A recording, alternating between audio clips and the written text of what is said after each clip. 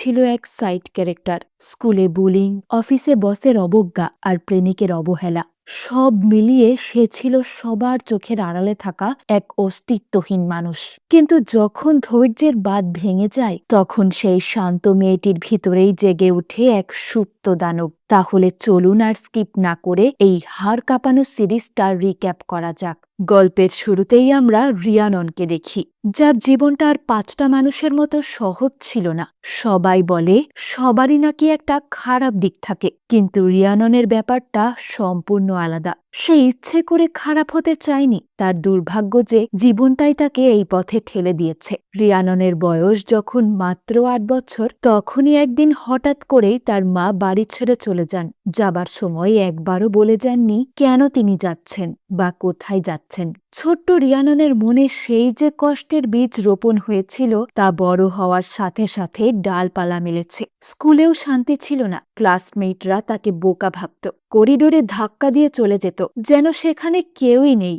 এই যে দিনের পর দিন অদৃশ্য হয়ে থাকা, এটা একটা মানুষকে ভিতর থেকে কতটা শেষ করে দিতে পারে তা রিয়াননকে না দেখলে কেউ বুঝতে পারবে না। এই মানসিক চাপ রিয়ানন নিতে পারত না।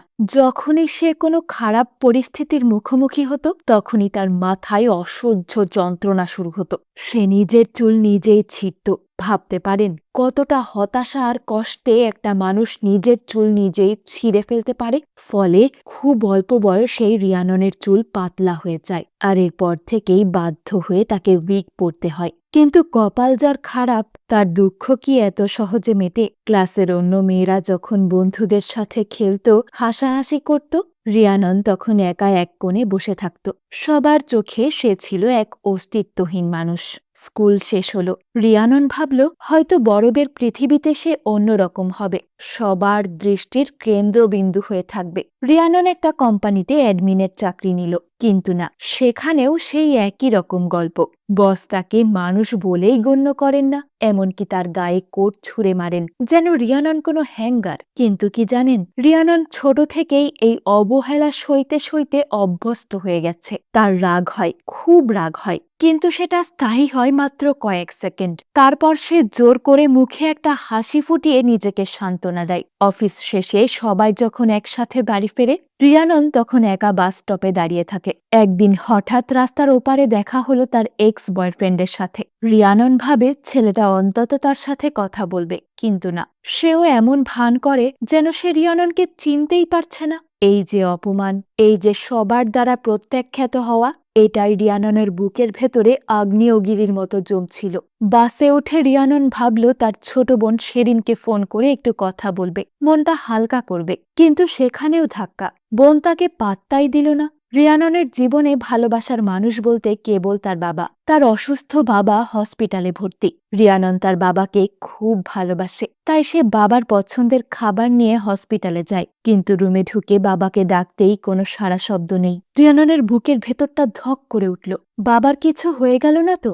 ভয়ে ভয়ে ডাক্তারের কাছে দৌড়ে যেতেই যাবে, তখনই বাবা হেসে উঠলেন। তিনি রিয়াননের সাথে মজা করছিলেন। রিয়ানন হাফ ছেড়ে বাঁচে, কিন্তু ভাগ্যের কি নির্মম পরিহাস, এই আনন্দ বেশিক্ষণ স্থায়ী হল না। রিয়ানন তার বাবার জন্য যে ব্রেড এনেছিল, তার বাবা সেটা খেতে শুরু করলেন।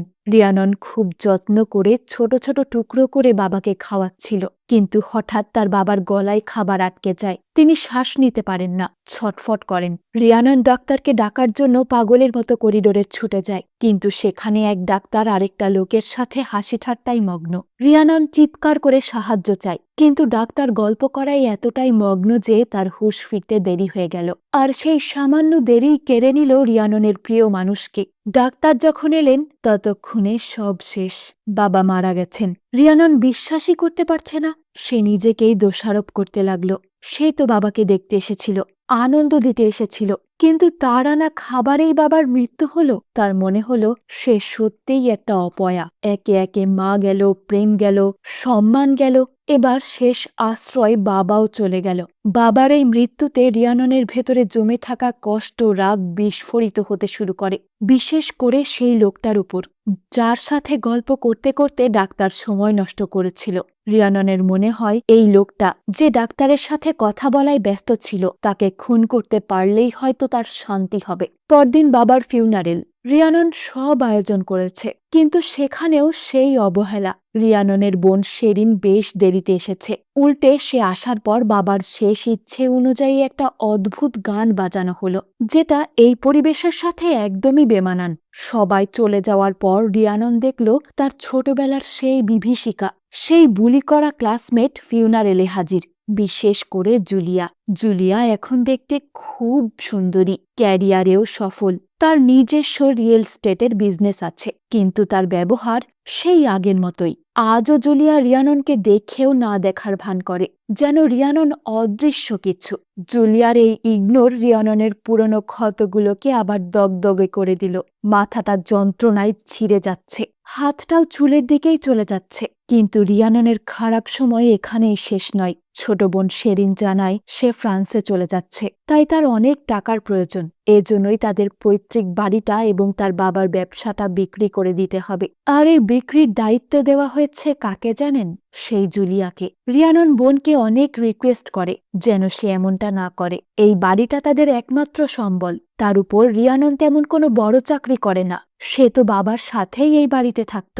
এখন শেরিন বাড়িটা বিক্রি করলে রিয়াননের মাথার ছাদটুকুও থাকবে না। কিন্তু বোন কোনো কথাই কানে নেয় না। যেই জুলিয়া রিয়াননের ছোটবেলাটা নরক বানিয়েছিল, সেই জুলিয়াই তার শেষ আশ্রয়টুকু কেড়ে নিতে এসেছে। জুলিয়ার ছবিওয়ালা বিলবোর্ড এখন রিয়াননের বাড়ির সামনে জ্বলজ্বল করছে। এটা যেন রিয়াননের হাড়ের পোস্টার। অফিসেও শান্তি নেই। যেহেতু বাড়িসহ ব্যবসা বিক্রি হয়ে যাবে, তাই রিয়ানন অনেক সাহস সঞ্চয় করে বসের কাছে আসে প্রমোশনের জন্য। যেহেতু অনেক বছর ধরেই সে এই অফিসে চাকরি করছে, তাই এটা তো তার প্রাপ্য। কিন্তু বস তার মুখের উপর না করে দেন, কারণ বসের মতে রিয়াননের মধ্যে খুনি মানসিকতা নেই। বস বলেন, তুমি যেই পজিশনটা চাইছো এটার জন্য দরকার শিকারী মনোভাব, যা রিয়াননের মতো ভীতু মেয়েকে দেওয়া হবে না। কি অদ্ভুত, তাই না? যেই মেয়েটার ভিতরে রাগের লাভা ফুটছে তাকেই বলা হচ্ছে সে নাকি ভীতু। এক বুক হতাশা নিয়ে রিয়ানন নিজের ডেস্কে ফিরে আসে। তখনই অফিসে এন্ট্রি নেয় এক নতুন ছেলে, এজে। সে মাত্র 2 মিনিট বসের সাথে কথা বলল, আর বস তাকেই সেই জার্নালিস্টের পদটা দিয়ে দিল, যেটা রিয়ানন চেয়েছিল। রিয়ানন দেখে তার চোখের সামনেই তার স্বপ্নটা অন্য কেউ কেড়ে নিল, আর সবাই ছেলেটাকে বাহবা দিচ্ছে। রিয়াননের মনে হলো আর কত সহ্য করবে সে। সেদিন বাড়ি ফেরার পথে রিয়ানন তার ছোট্ট কুকুরটাকে নিয়ে হাঁটতে বের হয়। একের পর এক ঝড় সামলে সে বিধ্বস্ত হয়ে গেছে। তার মনের মধ্যে এখন তীব্র ঘৃণা কাজ করছে। অফিসের নতুন ছেলে এজে, অফিসের বস বোন শেরিন, আর সে সবচেয়ে বেশি যাকে ঘৃণা করে সে হলো জুলিয়া। এসব ভাবতে ভাবতে হঠাৎ রাস্তায় একটা গাড়ি থেকে কেউ একজন রিয়াননের গায়ে একটা ডাইপার ছুঁড়ে মারল। অপমানের চূড়ান্ত পর্যায়। রিয়ানন যখন নিজেকে পরিষ্কার করতে ব্যস্ত, তখন তার কুকুরটা হাতছাড়া হয়ে গেল এবং চোখের সামনে একটা গাড়ির নিচে চাপা পড়ে মারা গেল। রিয়াননের একমাত্র সঙ্গী, যে তাকে বিনা শর্তেই ভালোবাসত, সেও চলে গেল। কুকুরটাকে কবর দিয়ে রিয়ানন যখন বাড়ি ফিরে, তখন সে আর আগের রিয়ানন নেই। সে অনেক ড্রিঙ্ক করে, আর এই মদই তাকে দিল সেই সাহস, যা তার এতদিন ছিল না। রিয়ানন সোজা বাড়ি গেল জুলিয়ার সাথে বোঝাপড়া করতে।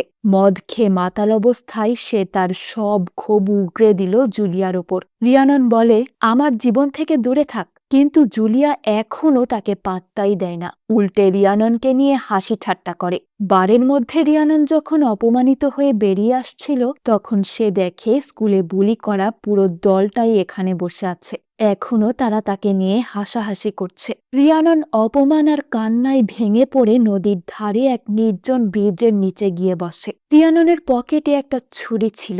সে নিজেকে নিজেই বলে, তুই একটা অপদার্থ, তুই কিচ্ছু করতে পারিস না। ঠিক এমন সময় এই টানেলের অন্ধকারের মধ্যে এক লোক প্রস্রাব করতে আসে। লোকটা অন্ধকারের মধ্যে মনের সুখে প্রস্রাব করতে করতে রিয়াননের গায়ে ছিটিয়ে দেয়। কিন্তু এমন একটা কাজ করেও লোকটা ক্ষমা চায় না, উল্টে রিয়াননকে নিয়ে বাজে বাজে কথা বলে যে রিয়ানন এত রাতে নর্দমার পাশে বসে আছে। রিয়াননের ধৈর্যের বাঁধ এবার পুরোপুরি ভেঙে গেল। সে রাগে লোকটাকে লাথি মারে। লোকটা যখন তেড়ে আসে, রিয়ানন নিজেকে বাঁচাতে তার হাতে থাকা ছুরিটা লোকটার পেটে চালিয়ে দেয়। রক্ত, গরম রক্ত হাতে লাগতেই রিয়ানন জ্ঞান ফিরে পায়। কিন্তু খুব অদ্ভুতভাবে রিয়ানন মোটেও ভয় পায় না। লোকটা যখন আবারও তাকে আক্রমণ করতে তেড়ে আসে, রিয়ানন এবার সজোরে লোকটার গলায় ছুরি বসিয়ে দেয়। গলা থেকে ফিনকি দিয়ে রক্ত বেরিয়ে আসে। একবার নয়, বারবার সে লোকটার গলায় ছুরি দিয়ে স্টেপ করতে থাকে। লোকটা মাটিতে পড়ে ছটফট করতে করতে মারা গেল। রিয়ানন অবাক হয়ে দেখছে, বরং তার মনে হচ্ছে বুক থেকে যেন হাজার মনের পাথর নেমে গেল। রিয়ানন ঠান্ডা মাথায় লাশটা পাশের নদীতে ফেলে দেয়। বাড়ি ফিরে রিয়ানন আয়নার সামনে দাঁড়ায়। অদ্ভুত ব্যাপার, খুন করার পর তার নিজের কাছে নিজেকে খুব সুন্দর লাগছে। রিয়াননের মনে হয় তার চোখের নিচের কালো দাগগুলো গায়েব হয়ে গেছে, চুলগুলো অনেক ঘন লাগছে। মনের মধ্যে এক অদ্ভুত কনফিডেন্স কাজ করছে। সে আর সেই দুর্বল কুৎসিত রিয়ানন নেই, সে এখন এক শিকারী। বস বলেছিল না তার মধ্যে খুনি মানসিকতা নেই?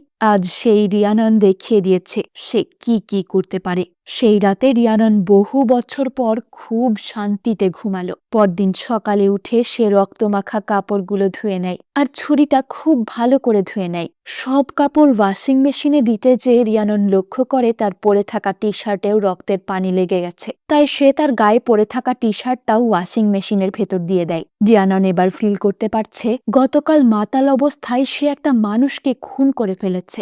এমন সময় কলিং বেল বেজে ওঠে। রিয়ানন কেঁপে উঠল। বাইরে পুলিশ আসেনি তো? রিয়ানন কোনো মতে একটা কাপড় জড়িয়ে দরজা খুলতে যায়। ক্রেগ এসেছে। এই ক্রেগ হলো রিয়াননের বাবার ব্যবসা সামলে রাখে, আর রিয়াননের বোন শেরিন এই ক্রেগের কাছেই তার বাবার বিজনেসটা বিক্রি করতে চাইছে। এজন্যই ক্রেগ সকাল সকাল সব লিগ্যাল ডকুমেন্ট নিয়ে বাড়িতে এসে হাজির। রিয়াননের খুব খারাপ লাগতে থাকে। তার বাবা মারা যাওয়ার মাত্র একদিন হলো।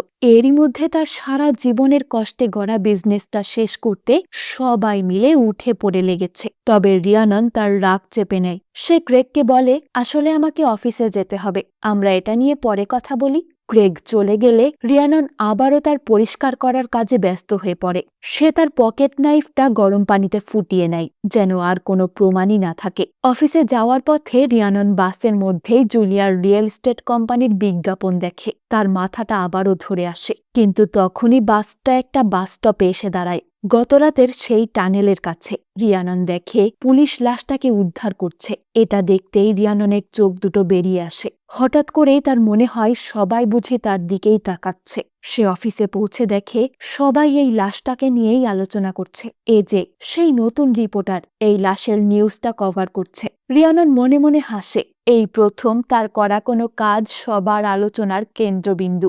বস বলেন, যেভাবেই হোক সব পত্রিকার আগে এই ঘটনা আমাদেরকে নিউজ করতে হবে। কিন্তু পুলিশ এখনো এই লাশের বর্ণনা মিডিয়াকে দেয়নি। তাই অফিসের সবাই মনে করছে এটা হয়তো কোনো দুর্ঘটনা। কিন্তু হঠাৎ রিয়ানন তার কলিগদের সামনে বলে বসে, এটা খুন। আমি বাসে করে আসার সময় লাশ উদ্ধার করতে দেখেছি। বস রিয়াননের এই কনফিডেন্স দেখে ইমপ্রেস হয়ে তাকে এজের সাথে অ্যাসাইনমেন্টে পাঠায়। রিয়ানন আর এজে গেল নিহত লোকটার বাড়িতে। লোকটার নাম ছিল রায়ান। রায়ানের বৃদ্ধ মা তাদের আপ্যায়ন করেন। রিয়ানন জানতে পারে রায়ান আসলে কোনো ভালো মানুষ ছিল না। সে ছিল এক ধরনের বুলি, যে তার কলিগদের সাথে খুব খারাপ ব্যবহার করত। রিয়ানন রায়ানের ঘরে ঢুকে কিছু কাগজপত্র পেল, যা প্রমাণ করে রায়ানকে তার খারাপ ব্যবহারের জন্যই চাকরি থেকে ছাঁটাই করা হয়েছিল। এই তথ্যটা রিয়ানন এজেকে না দিয়েই নিজের কাছে রেখে দেয়। অফিসে ফেরার পর সবাই জানল যে নিহত লোকটা একটা খারাপ লোক ছিল। তার মৃত্যুতেই যেন জাস্টিস হয়েছে। বস খুশি হয়ে সবাইকে একটা বারের ট্রিট দিলেন। এবার আর রিয়াননকে কেউ অবহেলা করছে না। বস নিজেই তাকে ডাকলেন। তবে বাড়ি আসার পর ক্রেগ নামের সেই ছেলেটার সাথে দেখা হয়ে যায়। ক্রেগ এসে রিয়াননের সাথে কথা বলতে শুরু করে।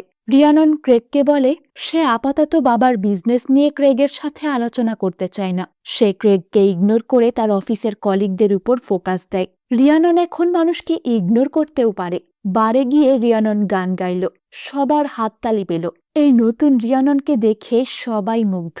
সে এখন আর অদৃশ্য নয়। তবে বিপদ কাটেনি। পুলিশ এই মৃত্যুর তদন্ত করতে এই বারে চলে আসে। রিয়ানন ভয় পেয়ে যায়, কিন্তু না, পুলিশ শুধু সতর্ক করতে এসেছে। কারণ রায়ান প্রতিদিনই এই বারে আসত।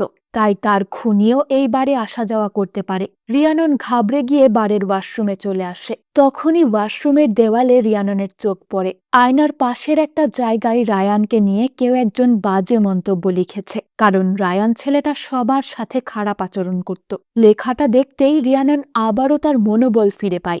এমন সময় ওয়াশরুমের ভেতর এক লেডি ইনভেস্টিগেটর চলে আসেন। এনার নাম মারিনা। রিয়ানন মারিনাকে দেখে দ্রুত ওয়াশরুম থেকে বেরিয়ে আসে।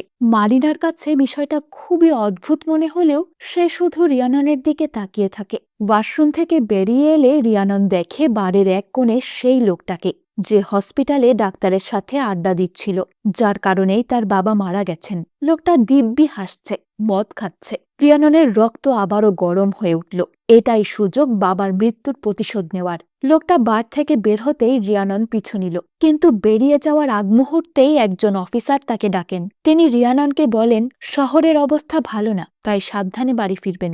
রিয়ানন প্রথমে একটু একটু ভয় পেলেও পরে নিজেকে সামলে হাসি মুখে অফিসারের সাথে ডিল করে। বেশ রাত হওয়ায় রাস্তাঘাট ফাঁকাই বলা যায়। অন্ধকার গলিতে লোকটাকে একা পেয়ে রিয়ানন এগিয়ে গেল। অসহায় নারীর অভিনয় করে রিয়ানন লোকটাকে একটা ডাস্টবিনের কাছে ডেকে আনে। সে লোকটাকে বলে, প্লিজ আমাকে একটু সাহায্য করুন, আমার কুকুরছানাটা এই ডাস্টবিনের নিচে চলে গেছে, আমি একা কিছুতেই বের করতে পারছি না। লোকটা রিয়াননের দিকে প্রথমে একটু কুনজর দিল। যেহেতু সে মাতাল অবস্থায় ছিল, তাই সে রিয়াননকে তার সহজ শিকার ভেবে তার কাছে আসতে চায়। তবে লোকটা কি মনে করে রিয়াননের সাথে খারাপ কিছু করে না। সে ডাস্টবিনের নিচে কুকুরটাকে খুঁজতে একটু নিচু হতেই রিয়ানন কোনো দ্বিধা না করেই লোকটার গলায় ছুরি বসিয়ে দেয়। এবারও ফিনকি দিয়ে রক্ত বেরিয়ে আসে। রিয়াননের চোখের সামনে তখন তার বাবার মুখটাই ভাসছে। সে নির্মমভাবে লোকটাকে হত্যা করল। লোকটার বুকে ছুরি বসিয়ে বারবার স্টেপ করতে লাগলো, যতক্ষণ না সে নিস্তেজ হয়ে যায়। এটাই ছিল তার বাবার জন্য প্রতিশোধ। রিয়াননের দ্বিতীয় খুন। ঠান্ডা মাথায় লোকটাকে খুন করার পর রিয়ানন বাড়ির পথে হাঁটতে শুরু করে। বাড়ি ফেরার পথে সে আবারও জুলিয়ার সেই বিলবোর্ড দেখে। তার মনে হলো বাবার প্রতিশোধ হয়েছে, এবার নিজের প্রতিশোধ নেওয়ার পালা। জুলিয়া, যে তার জীবনটা নরক বানিয়েছে, তাকেও এবার দাম দিতে হবে। রিয়ানন এখন আর সেই ভীতু মেয়ে নয়। সে এখন জানে রক্ত ঝরাতে কেমন লাগে, আর সেই রক্ত তাকে কতটা শক্তি দেয়। আর তার পরবর্তী টার্গেট জুলিয়া। রিয়ানন এখন সেই মাথা নিচু করে চলা মেয়েটি নেই। তার হাঁটা চলায় এক আলাদাই দাপট এসেছে। দ্বিতীয় খুনের পর সে যখন আয়নায় নিজেকে দেখে, তার মনে হয় সে যেন নতুন জীবন পেয়েছে। কিন্তু তার এই সুখের পথে কাটা হয়ে দাঁড়িয়ে আছে জুলিয়া। জুলিয়াকে দেখলেই রিয়াননের রক্ত গরম হয়ে যায়। জুলিয়া এখন কত সফল, বিশাল ভিলায় থাকে, নামিদানি গাড়ি চালায়, সাথে আছে হ্যান্ডসাম বয়ফ্রেন্ড মার্কাস। রিয়ানন যখন নিজের জরাজীর্ণ জীবনের সাথে জুলিয়ার চাকচিক্যময় জীবনের তুলনা করে, তখন হিংসা আর রাগে তার শরীর জ্বলতে থাকে। একদিন রাগের মাথায় সে জুলিয়ার দামি গাড়িতে নিজের গাড়ির সাথে ধাক্কা মেরে বসে। এটা খুবই সামান্য ক্ষতি, কিন্তু রিয়াননের মনের ঝাল তো মিটল। কিন্তু রিয়ানন জানে এভাবে ছোটখাটো ক্ষতি করে লাভ নেই, তাকে বড় কিছু করতে হবে। সে ঠিক করে জুলিয়াকেই পৃথিবী থেকে সরিয়ে দেবে। কিন্তু খুন করা তো আর চারটিখানি কথা নয়, এর জন্য প্রস্তুতি দরকার। রিয়ানন হোমওয়ার্ক শুরু করে, প্ল্যান সাজায়। সে আইডিয়া পেতে বেছে বেছে সব হেভি ক্রাইম বা অপরাধের সিনেমাগুলো দেখতে শুরু করে। বিশেষ করে তার আগ্রহ ছিল সিনেমার সেই দৃশ্যগুলোতে যেখানে লাশ গুম করা হয়। সে একটা মুভিতে দেখে লাশ ফ্রিজারে রেখে দেওয়া যায়। রিয়ানন মনে মনে ভাবে, বাহ, বুদ্ধিটা তো মন্দ নয়। সে সাথে সাথে উঠে গিয়ে নিজের বাড়ির ফ্রিজটা চেক করে। সে নিজেই ফ্রিজে ঢোকার চেষ্টা করে, এটা দেখতে যে জায়গা হবে কিনা। ভাগ্যিস সময় মতো ফ্রিজের দরজাটা আটকাতে পেরেছিল, নইলে জুলিয়াকে মারার আগেই রিয়ানন নিজেই বরফ হয়ে যেত। এবার সে তার বাবার হার্ডওয়্যারের দোকানে যায়, যেখান থেকে সে টেপ, ওয়াটারপ্রুফ ব্যাগ আর বালতি নিল। এগুলোই হবে জুলিয়াকে মারার সরঞ্জাম।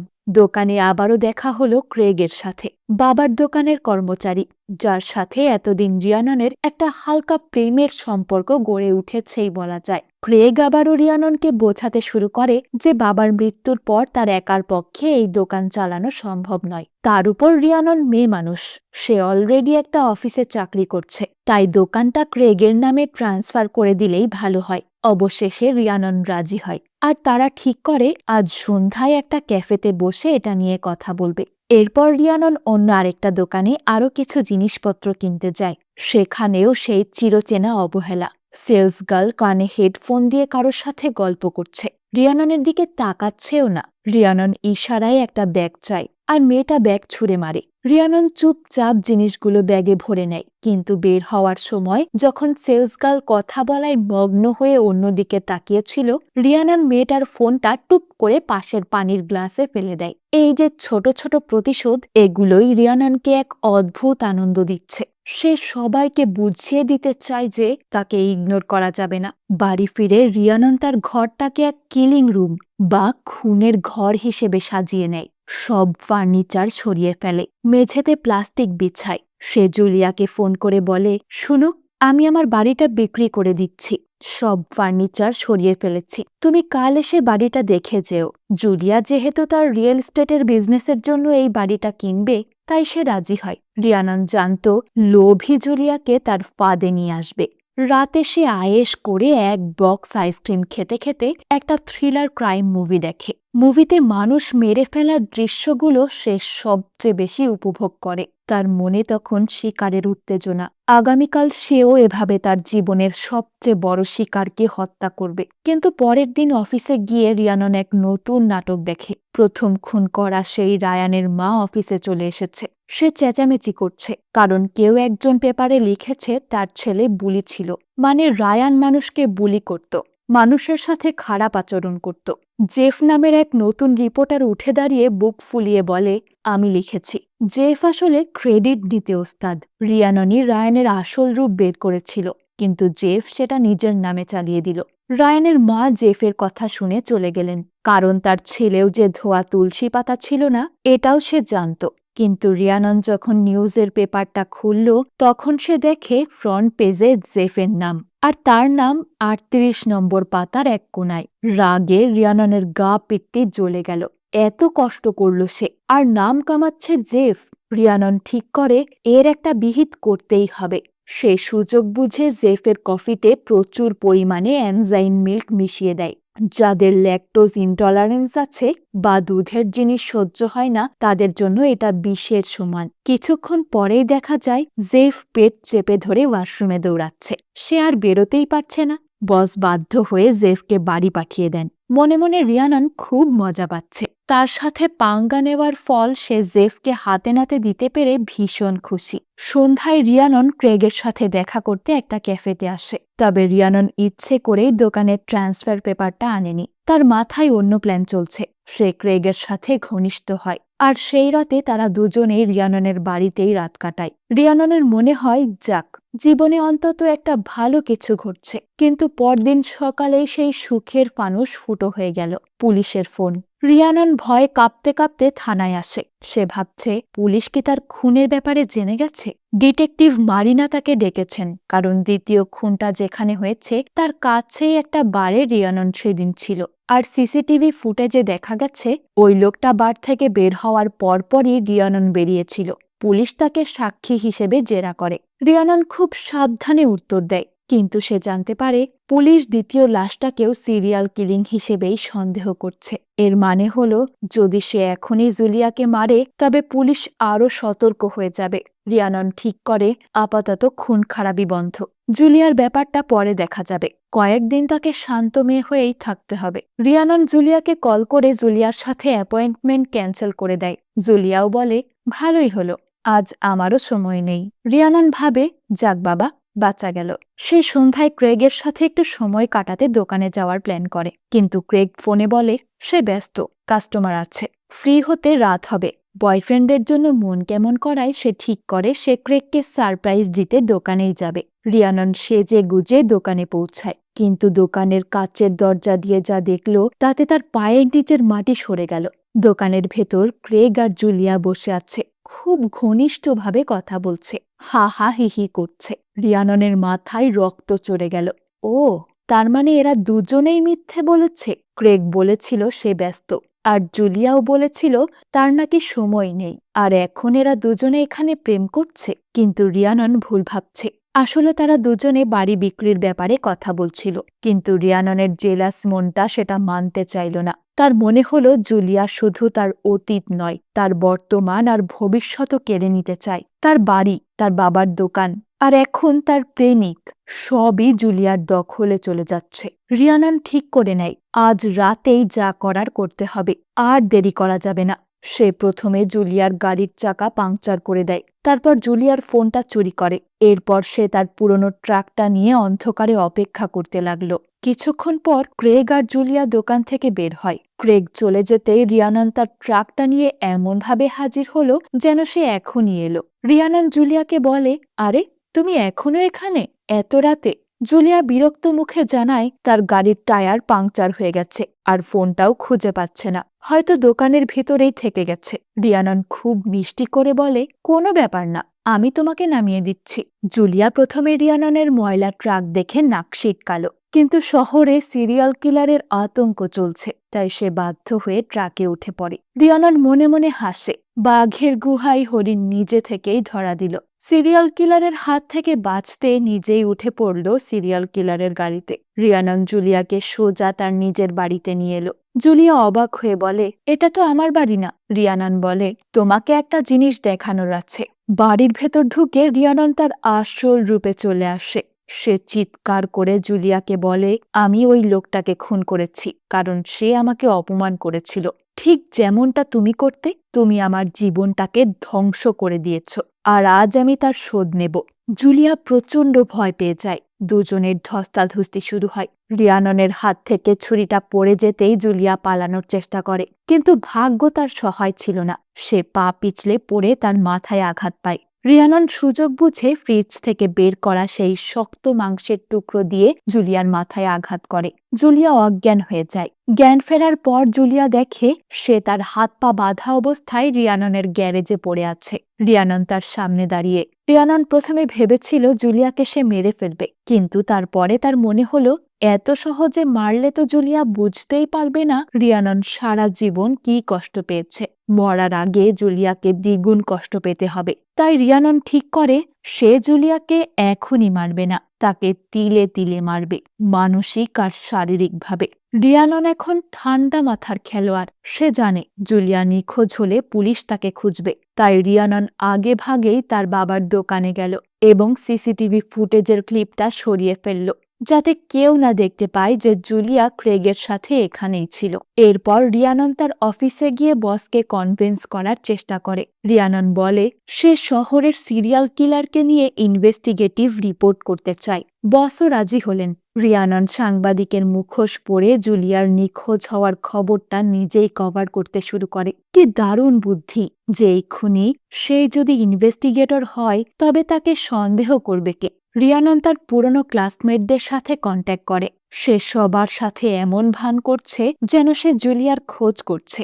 সবাই ভেবে নেয় জুলিয়াই হয়তো সিরিয়াল কিলারের ৩ নম্বর শিকার। রিয়ানন সোজা চলে যায় জুলিয়ার বাড়িতে। সেখানে যেয়ে জুলিয়ার বয়ফ্রেন্ড মার্কাসের ইন্টারভিউ নেয়। প্রথমে মার্কাসকে দেখে মনে হয় সে খুব ভেঙে পড়েছে। রিয়ানন জিজ্ঞাসা করে তাদের মধ্যে সম্পর্ক কেমন ছিল। মার্কাস বলল, আমরা খুব সুখী ছিলাম। কথাটা শুনে রিয়াননের গা জ্বলে যায়। এই সুখের নাটক তার আর সহ্য হয় না। মার্কাস যখন অন্য ঘরে যায়, তখন রিয়ানন তার আসল কাজ শুরু করে। সে জুলিয়ার আলমারি থেকে দামি দামি কাপড় চোপড় চুরি করে, কিচেন থেকে দামি ওয়াইন নেয়, আর সবশেষে প্রতিশোধ হিসেবে 1 কাপ কফি নিয়ে জুলিয়ার দামি সোফায় ঢেলে দিয়ে বেরিয়ে আসে। জুলিয়ার সাজানোর সংসারে দাগ লাগিয়ে রিয়াননের মনে এক পৈশাচিক আনন্দ কাজ করছে। রিয়ানন অফিসে ফিরে শিরোনাম লিখতে শুরু করে, তাহলে কি জুলিয়াই সিরিয়াল কিলারের তৃতীয় শিকার? এই খবরটা ছড়িয়ে পড়তেই হইচই পড়ে যায়।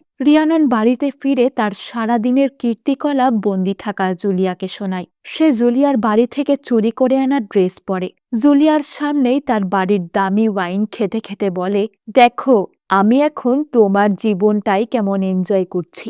জুলিয়া অসহায় চোখে তাকিয়ে থাকে। রিয়ানন তার এই জয়টা মন ভরে উদযাপন করতে চায়। সে তার কলিগ এজেকে বারে ইনভাইট করে। এজে রিয়াননকে পছন্দ করে, তাই সে মহা খুশিতেই বারে চলে আসে। তারা যখন বারে এনজয় করছে তখন সেখানে ক্রেগ এসে হাজির হলো। ক্রেগ রিয়াননকে অন্য ছেলের সাথে দেখে ভীষণ জেলাস ফিল করে। সে এজের সামনেই রিয়াননের পাশে বসে এমন ভাব করতে শুরু করে যেন তারা কাপল। বেচারা এজে খুব হার্ট হলো এবং চলে যায়। রিয়ানন এজের পিছু নেয়, কিন্তু এজে ততক্ষণে অনেক দূরে। মন খারাপ করে রিয়ানন যখন ফিরে তখন বারের বাইরে তার সাথে মার্কাসের দেখা হয়। Marcus জুলিয়ার boyfriend. সে পুরোপুরি মাতাল হয়ে আছে। মার্কাস রিয়াননকে দেখে আবোল তাবোল বকতে থাকে। মদের ঘোরে সে বলে, জুলিয়া আমাকে ভালোবাসত না। রিয়ানন অবাক হয়ে তাকিয়ে থাকে। এই লোকটা তো ইন্টারভিউতে অন্য কথা বলেছিল। রিয়ানন মার্কাসকে সাহায্য করার ভান করে তাকে বাড়ি পৌঁছে দেয়। মার্কাস বাড়িতে ঢুকেই সোফায় ঘুমিয়ে পড়ে। রিয়ানন এই সুযোগটা হাতছাড়া করে না। সে মার্কাসের ফোন চেক করে আর তার চোখ কপালে উঠে যায়। মার্কাস এবং জুলিয়ার চ্যাট হিস্ট্রি পড়ে রিয়ানন এমন সত্য জানতে পারে যা তার ধারণা পুরোপুরি বদলে ফেলে। রিয়ানন দেখে জুলিয়ার এই সাজানো গোছানো পারফেক্ট জীবনটা আসলে একটা মিথ্যে। মার্কাস আসলে জুলিয়ার উপর অত্যাচার করত, তার উপর শারীরিক নির্যাতন চালাত। জুলিয়া মোটেও সুখী ছিল না।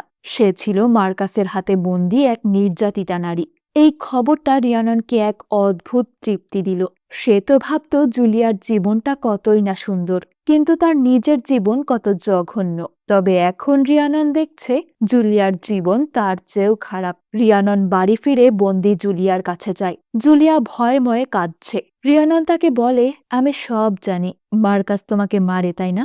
এই কথা শুনে জুলিয়া কান্নায় ভেঙে পড়ে আর রিয়াননের কাঁধে মাথা রাখে। এক অদ্ভুত মুহূর্ত তৈরি হয়। কিছুক্ষণ আগেও রিয়ানন যে জুলিয়াকে ঘৃণা করত, প্রাণে মারতে চাইছিল, আর এখন সেই জুলিয়ার অসহায়ত্ব দেখে কি তার মনে একটু দয়া কাজ করছে? নাকি এটা রিয়াননের আরেক চাল? রিয়ানন এখন কি জুলিয়াকে বন্ধু ভাববে, নাকি এই সুযোগ নিয়ে তাকে আরো বেশি কষ্ট দেবে? এদিকে ডিটেকটিভ মারিনা কিন্তু বসে নেই। সে জুলিয়ার নিখোঁজ হওয়ার কেসটা নিয়ে গভীরভাবে তদন্ত করছে। সে লক্ষ্য করে জুলিয়ার নিখোঁজ হওয়ার খবরটা প্রথম প্রকাশ্যে এনেছে রিয়ানন। আবার বারের ফুটেজে দেখা গেছে রিয়ানন আর জুলিয়ার সাথে ঝগড়া করছে। সিরিয়াল কিলারের দ্বিতীয় শিকারের বার ফুটেজেও রিয়াননকে দেখা গেছিল। মারিনার সন্দেহ এখন রিয়াননের দিকে। মারিনা বুঝতে পারে এই নিরীহ দেখতে মেয়েটার ভিতরেই কিছু একটা লুকানো আছে। মারিনা কি পারবে রিয়াননের মুখোশ খুলে দিতে? মুভির এই পর্যায়ে এসে আমরা রিয়াননের গ্যারেজে এক অদ্ভুত দৃশ্য দেখি। জুলিয়া সেখানে বন্দী, কিন্তু তাদের মধ্যে শত্রুতার বদলে এক ধরনের বন্ধুত্ব তৈরি হচ্ছে। জুলিয়া রিয়াননকে তার গলার পিছনের দাগটা দেখায়। এটা মার্কাসের নির্যাতনের চিহ্ন। জুলিয়া জানায় সে অনেকবার পালানোর চেষ্টা করেছে, কিন্তু মার্কাস টের পেলেই তাকে আবারও ধরে মারধর করত।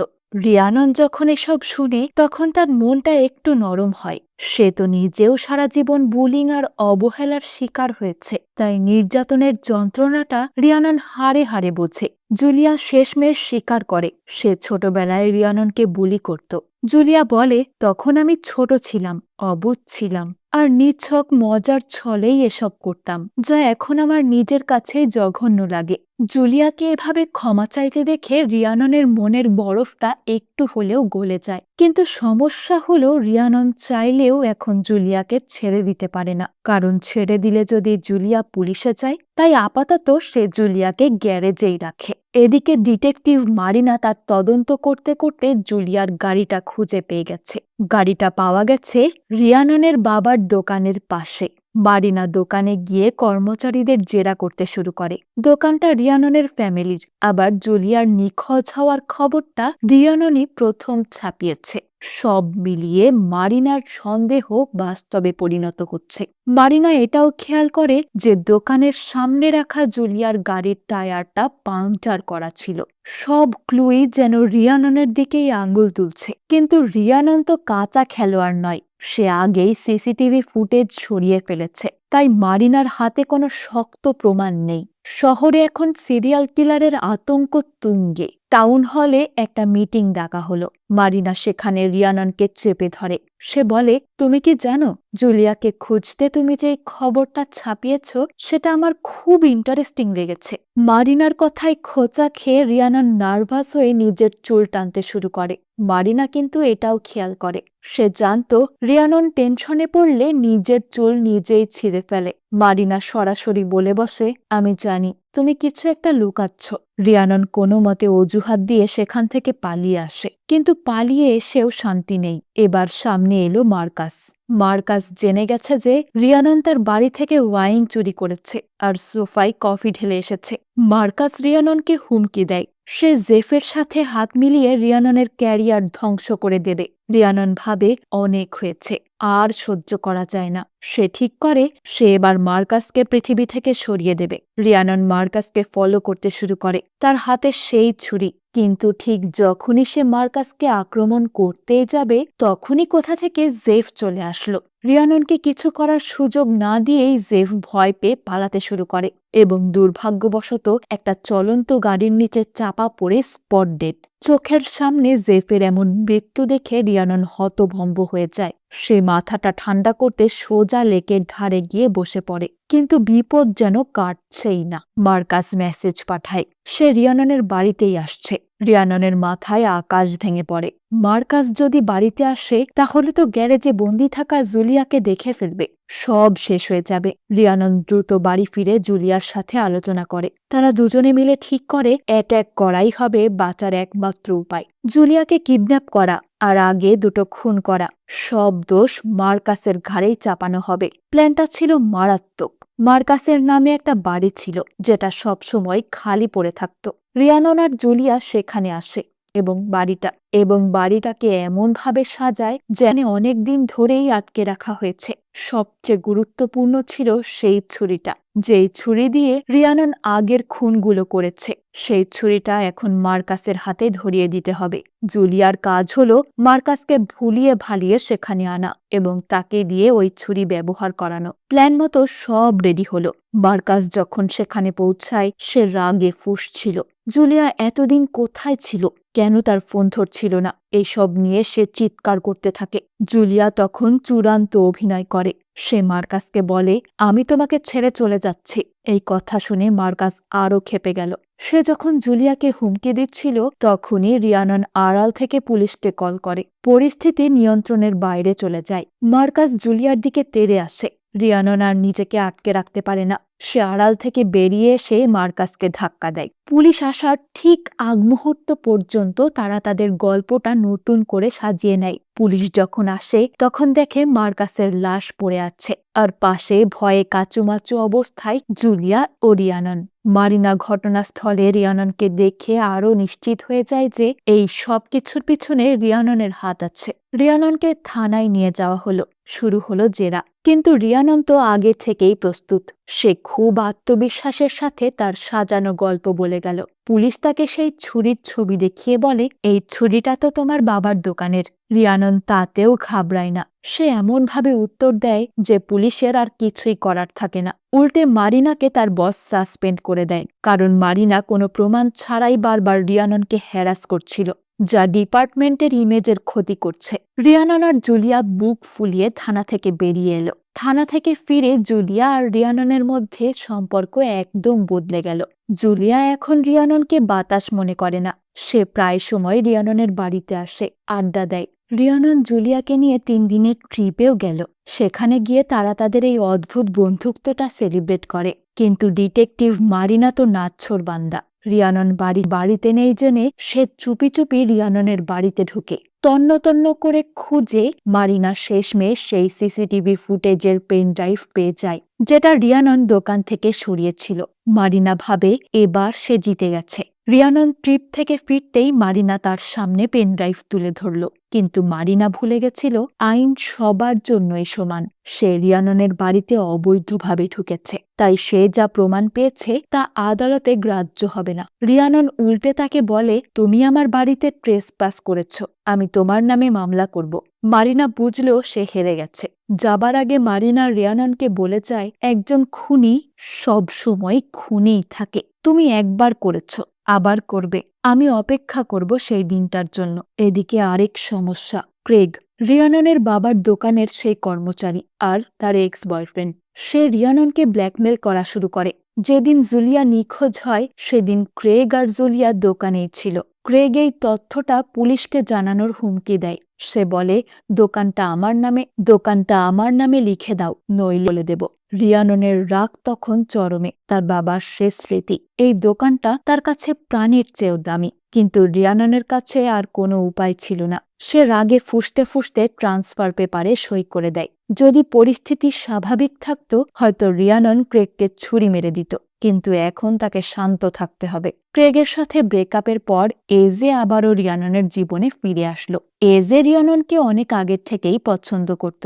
রিয়াননও বুঝতে পারল এজের মতো একজন মানুষই তার দরকার, যে তাকে নিঃস্বার্থভাবে ভালোবাসবে। তাদের সম্পর্কটা বেশ ভালোই এগোচ্ছিল। রিয়ানন ভাবে হয়তো সব কালো অধ্যায় শেষ, সে এবার স্বাভাবিক জীবন পাবে। কিন্তু একদিন এজে নিউজে দেখল সেই সিরিয়াল কিলারের ব্যবহৃত ছুরির ছবি। এজে চমকে উঠল, কারণ সে যখন প্রথম চাকরিতে জয়েন করতে এসেছিল তখন সে রিয়াননের হাতে সেই ছুরিটাই দেখেছিল। এজের মনে সন্দেহ দানা বাঁধল। সে মনে প্রাণে চাইছিল যেন তার সন্দেহ ভুল হয়, কিন্তু দুর্ভাগ্যবশত সে রিয়াননের কাছেই সেই ছুরিটা বা তার প্রমাণ পেয়ে গেল। এজে রিয়াননকে চেপে ধরে। সে বিশ্বাসই করতে পারছে না তার গার্লফ্রেন্ড একজন খুনি। রিয়ানন বুঝে গেছে তার পালানোর উপায় নেই। সে এজের কাছে সব সত্য স্বীকার করে। হ্যাঁ, আমি করেছি, কিন্তু বিশ্বাস করো, আমি এখন আর এমন করব না, আমি বদলে গেছি। রিয়ানন অনেকভাবেই বোঝানোর চেষ্টা করে, অনেক কান্নাকাটি করে, কিন্তু এজে একজন সৎ মানুষ। সে একজন খুনির সাথে থাকতে পারে না। সে রিয়াননকে দানব বা মনস্টার বলে চলে যেতে চায়। রিয়াননের সামনে তখন এক চরম মুহূর্ত। একদিকে তার ভালোবাসা আর অন্যদিকে তার স্বাধীনতা। এজে যদি এখান থেকে বেরিয়ে যায় তবে রিয়াননের জেল নিশ্চিত, ফাঁসিও হতে পারে। রিয়ানন তার আত্মরক্ষার জন্য পাশ থেকে সেই ছুরিটা তুলে নেয়, যেই ছুরিটা দিয়ে সে অপরাধীদের মেরেছিল। সেই একই ছুরি আজ উঠল তার নিরপরাধ বয়ফ্রেন্ডের শরীরে। এজে যখন দরজা দিয়ে বেরোতেই যাবে রিয়ানন পিছন থেকে তাকে ছুরি বসিয়ে দিল। এজে মাটিতে লুটিয়ে পড়ে। রিয়ানন তার পাশে বসে কান্নায় ভেঙে পড়ল। এই প্রথম সে এমন কাউকে মারল যাকে সে ভালোবাসত, যে নির্দোষ ছিল। তার আগের খুনগুলো ছিল রাগের, প্রতিশোধের, কিন্তু এই খুনটা, এটা ছিল তার অস্তিত্ব রক্ষার আর স্বার্থপরতার। এজেকে মেরে ফেলার পর রিয়ানন যখন রক্তে ভিজে আছে তখনই দরজায় কলিং বেল বেজে উঠল। রিয়ানন চমকে ওঠে। এই সময় কে? দরজা খুলে দেখে তার বোন শেরিন দাঁড়িয়ে আছে। রিয়ানন এখন কি করবে? ঘরে প্রেমিকের লাশ, হাতে রক্ত মাখা ছুরি, আর দরজায় নিজের বোন। রিয়ানন কি শেরিনকেও মেরে ফেলবে, নাকি নিজের পাপের প্রায়শ্চিত্ত করবে? যেই মেয়েটা নিজের ভালোবাসার মানুষকে খুন করতে পারে সে নিজের বোনকে কি করতে পারে তা ভাবলেই গায়ে কাটা দেয়। সিরিজের প্রথম সিজন এখানেই শেষ হয়, এক বিশাল উত্তেজনার মধ্যে। রিয়ানন ছিল একজন নিরপরাধ শান্ত মেয়ে, কিন্তু শেষ হলো একজন পুরো দস্তর ভিলেন হিসেবে। তার এই জার্নি আমাদের দেখিয়ে দিল জন্ম থেকে কেউ দানব হয় না, ভালো মনের মানুষেরাই অবহেলা পেয়ে দানবে পরিণত হয়। আর যখন কেউ একবার অন্ধকারের পথে পা বাড়ায় তখন সেখান থেকে ফিরে আসার আর কোনো রাস্তাই থাকে না। কেমন লাগলো আজকের এই পুরো সিরিজের গল্পটা? কমেন্ট করে জানাতে ভুলবেন না। আর গল্পটা ভালো লাগলে একটা লাইক করতে ভুলবেন না। আর সবার কাছে রিকোয়েস্ট করছি, প্লিজ কেউ পরের পার্ট চাইবেন না, কারণ সিরিজের সিজন 2 এখনো রিলিজ হয়নি। তবে রিলিজ হলে অবশ্যই রিক্যাপ করব। ফিরে আসব নতুন কোনো মুভির গল্প নিয়ে। ততক্ষণ পর্যন্ত মিস রিক্যাপের সাথেই থাকুন।